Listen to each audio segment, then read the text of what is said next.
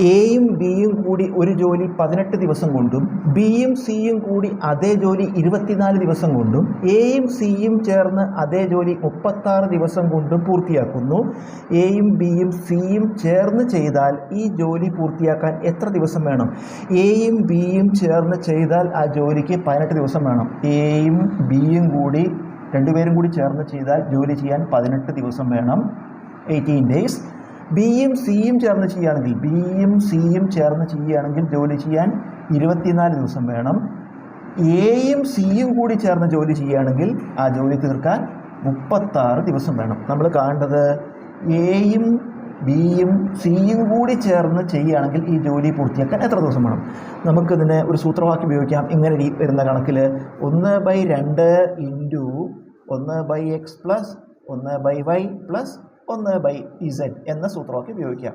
ഇതിൽ എക്സും വൈയും ഇസഡും ഈ 3 ദിവസങ്ങൾ 1/2 ഒരു സ്ഥിരസംഖ്യ. അപ്പോൾ 1/2 ഇൻറ്റു ബ്രാക്കറ്റിൽ 1/18 24 36 1/18 പ്ലസ് 1/24 പ്ലസ് 1/36 1/2 ഇൻറ്റു 1/18 1/24 1/36 കൂടി കൂട്ടണം.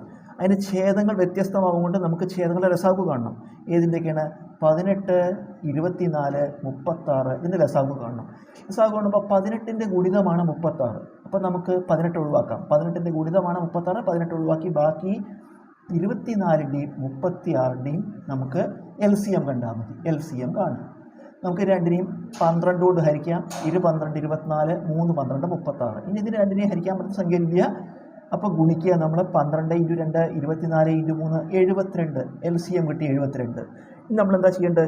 ഈ ഛേദങ്ങളെ മുഴുവൻ 72 ആക്കി മാറ്റണം. കാരണം എന്നാലേ ഛേദങ്ങൾ തുല്യമായാലും നമുക്ക് കൂട്ടാൻ പറ്റുള്ളൂ. അപ്പോൾ 18 എങ്ങനെ 72 ആവുക? 4 കൊണ്ട് ഗുണിച്ചാൽ 72 ആവും. അപ്പോൾ അംശത്തെയും ഛേദത്തെയും 4 കൊണ്ട് ഗുണിക്കുക.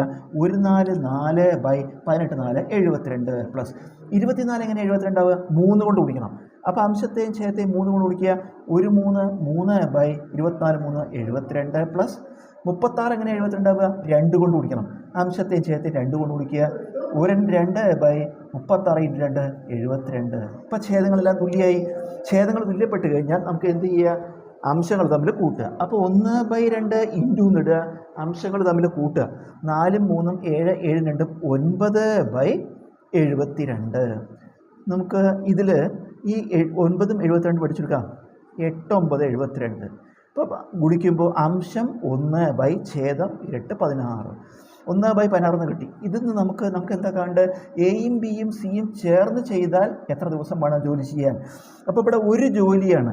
ഒരു ജോലി തീർക്കാൻ എത്ര ദിവസം വേണമെന്നാണ്? 16 ദിവസം. അപ്പോൾ ഉത്തരം എയും ബിയും സിയും ചേർന്ന് ചെയ്യുകയാണെങ്കിൽ ഈ ജോലി ചെയ്യാൻ 16 ദിവസമാണ് ആവശ്യമുള്ളത്.